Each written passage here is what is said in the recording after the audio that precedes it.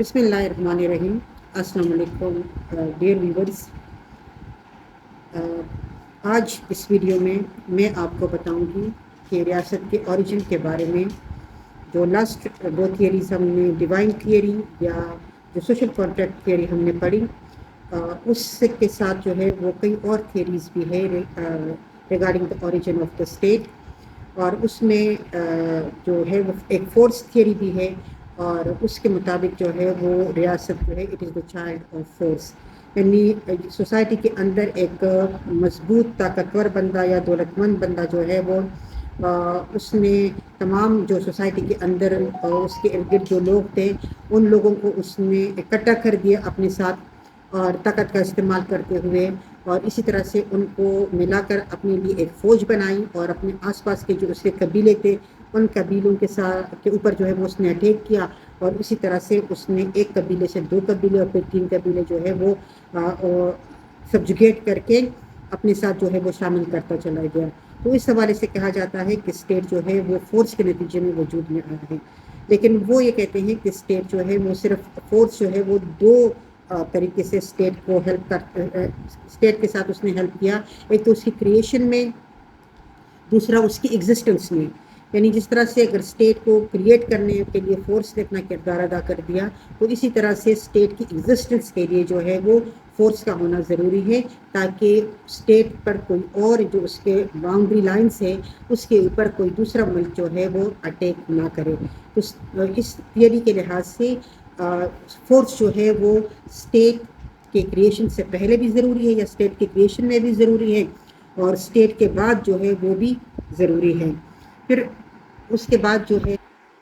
اس کے علاوہ ایک اور تھیوری جو ہے وہ بھی اسٹیٹ کے اوریجن کے بارے میں بتائی جاتی ہے، وہ ہے میٹریارکل and patriarchal theory.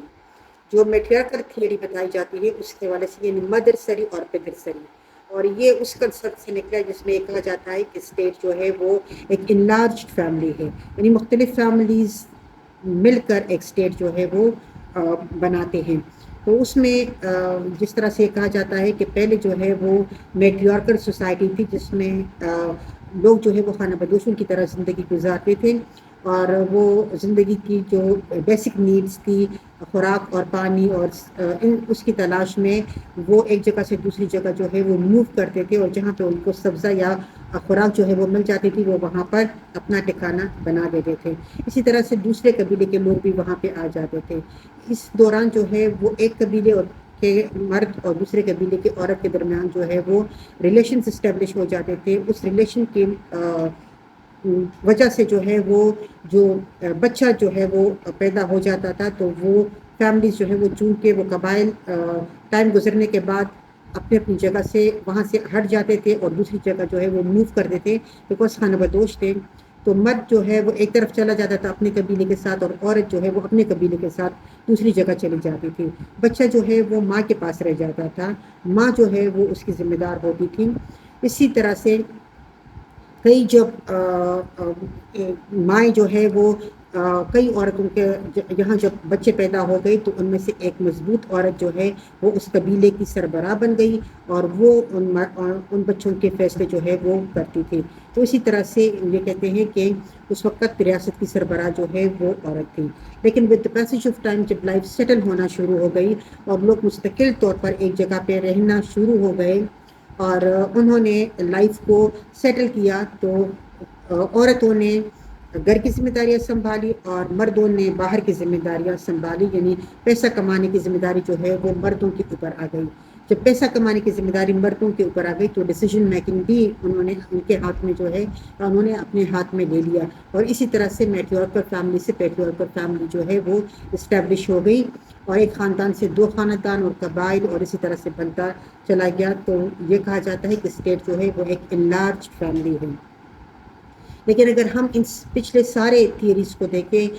Divine theory کو دیکھیں، سوشل کانٹریکٹ تھیوری کو دیکھیں، فورس تھیوری کو دیکھیں، اور یا جو ہے وہ ہم میٹریارکل پیٹریارکل فیملی کو دیکھیں، اس کنسیپٹ کو دیکھیں، تو اس میں ہم یہ سمجھتے ہیں کہ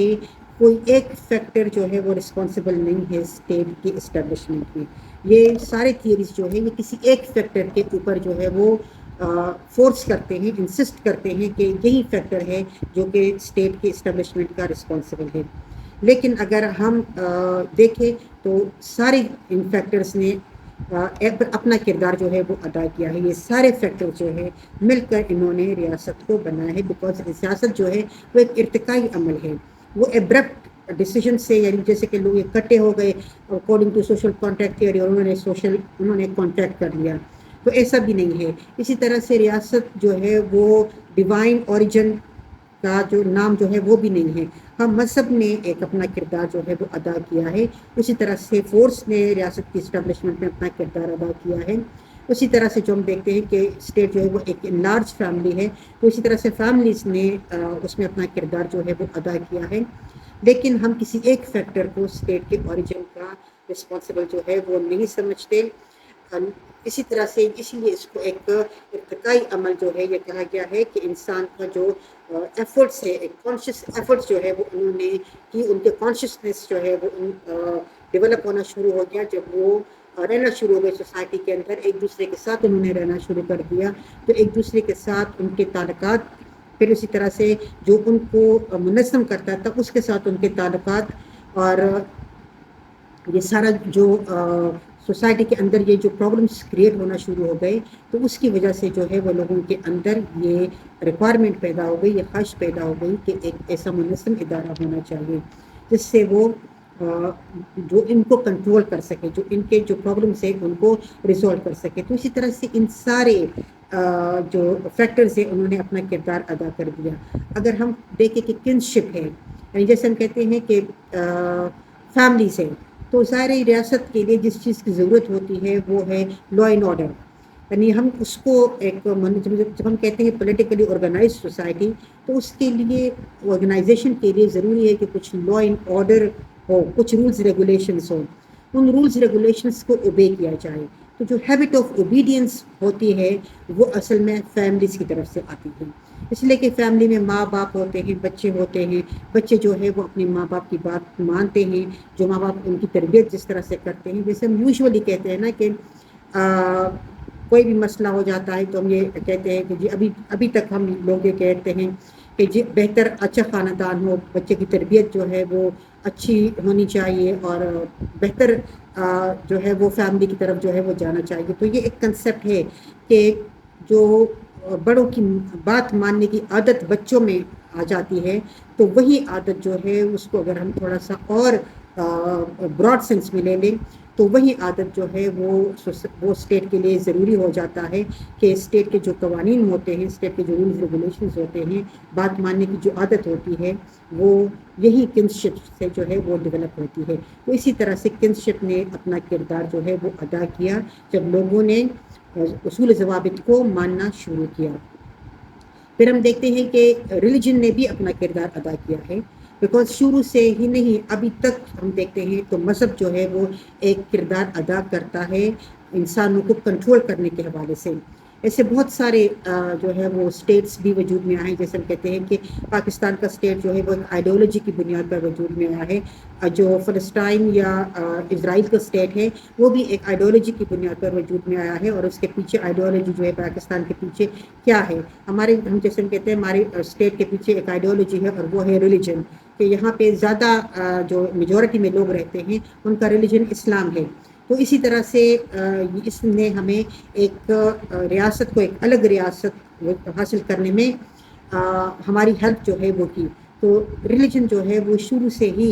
مطلب ہے کہ اگر ہم دیکھیں تو بہت ویشی سے ویشی لوگ جو ہے وہ ریلیجن کے نام پر کنٹرول میں جو ہے وہ آ جاتے ہیں، اسی لیے کہ کرائمز جو ہے وہ ایک فیکٹر ہے، لیکن سن جو ہے، سن اور اس کے بعد جو اس کے کمٹ کرنے کے بعد، سن کے کمٹ کے بعد جو پنشمنٹ کا کنسیپٹ ہے وہ ایک فیئر کریٹ کرتا ہے، اور اسی لیے جب بھی ریلیجن کا نام جو ہے وہ استعمال کیا جاتا ہے تو لوگ جو ہے وہ اس سے متاثر ہوتے ہیں، اور ایسا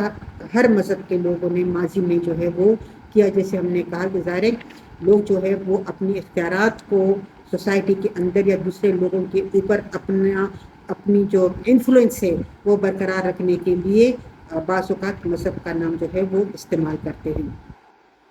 اس کے بعد ہم دیکھتے ہیں کہ ظاہر ہے جب سوسائٹی سیٹل ہونا شروع ہو گئی اور اب پاپولیشن جو ہے وہ بڑھنی شروع ہو گئی تو ایک اور کنسیپٹ ڈیولپ ہو گیا اور وہ تھا پراپرٹی کا، جائیداد کا ڈسپلن۔ جو جائیداد کا مسئلہ جو ہے وہ کریٹ ہو گیا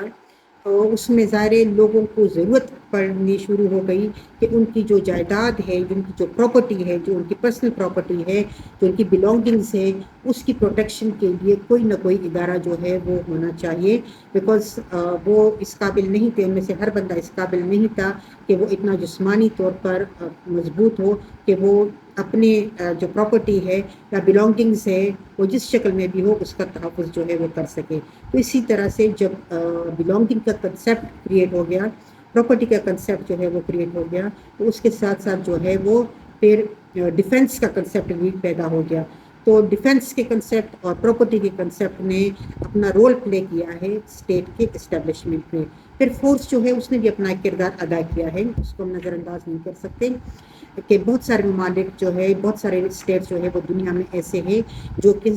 فورس کے ذریعے سے وجود میں آئے ہیں، یعنی کسی ایک ملک نے اٹھ کر دوسرے کے خلاف ایگریشن کیا ہے اور اس کو اپنے ساتھ جو ہے وہ ملایا ہے۔ تو اس صورت میں ہم دیکھتے ہیں کہ فورس جو ہے وہ ایک فیکٹر ہے، کسی بھی ریاست کے اسٹیبلشمنٹ میں اپنا کردار ادا کرتا ہے، اور اس کے بعد جب ریاست وجود میں آتی ہے تب بھی فورس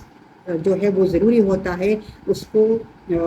اس کی ایگزسٹنس کے لیے، کہ باہر کی دنیا، یعنی دو طرح کی جیسے ہم نے کہا کہ فورس استعمال کرتے ہیں، ایک تو اندرونی طور پر کرتے ہیں جس سے اس علاقے کے اندر رہنے والے تمام لوگ اور ادارے جو ہے وہ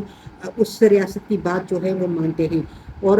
دوسرا جو ہے وہ بیرونی طاقتوں سے اپنے ملک کی حدودوں کو بچانا، تو یہ بھی ایک اس کے لیے بھی فورس استعمال کیا جاتا ہے۔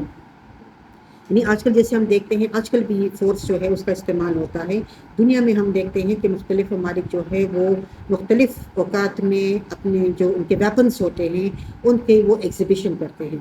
ان کو وہ ڈسپلے کرتے ہیں، باقاعدہ دوسرے ممالک کو دعوت دی جاتی ہے کہ وہ آئے اور وہ ان ویپنس کو دیکھیں۔ تو اس کا مقصد جو ہے وہ اپنا مائٹ دکھانا ہوتا ہے، اپنی اسٹرینتھ جو ہے وہ دکھانی ہوتی ہے۔ تو اس کے نتیجے میں جو ہے وہ ڈیفینیٹلی ایک انڈرسٹینڈنگ یا ایک فیئر جو ہے وہ کریٹ ہوتا ہے کہ کسی بھی ملک پہ اٹیک کرنے سے پہلے جو ہے سوچنا چاہیے کہ اس کے پاس اتنے ویپنس ہیں۔ تو اسی طرح فورس جو ہے وہ نہ صرف اس نے اسٹیٹ کے اسٹیبلشمنٹ میں اپنا کردار ادا کیا بلکہ اسٹیٹ کی ایگزسٹنس میں بھی وہ اپنا کردار ادا کر رہا ہے۔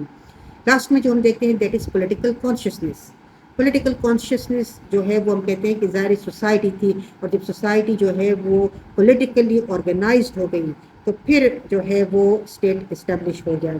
تو یہ پولیٹیکل آرگنائزیشن کا مطلب یہ ہوتا ہے کہ لوگوں کے اندر ایک کنسیپٹ ڈیولپ ہو گیا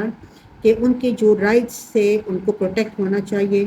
ان کے جو پراپرٹیز ہیں ان کو پروٹیکٹ ہونا چاہیے، ان کی جو لائف ہے اس کو پروٹیکٹ ہونا چاہیے، اور اس کے جواب میں وہ ایک ایسا ادارہ بنائیں جس کے سامنے وہ اپنے نیچرل رائٹس جو ہے وہ سرنڈر کر لیں۔ نیچرل رائٹس کا مطلب یہ ہے کہ ظاہر جو جس کے دل میں آتا ہے وہ کرتا ہے، تو ایسا نہیں ہوگا جو جس کے دل میں آئے گا وہ کرے گا۔ یہاں پہ سب کے رائٹس جو ہے وہ محفوظ ہوں گے، اور اس کے تحفظ کے لیے ضروری ہے کہ ایک ادارہ ہو، اور وہ ادارہ جو ہے وہ اسٹیٹ ہے۔ اسی طرح سے بہت سارے اداروں میں اسٹیٹ بھی ایک ادارہ ہے،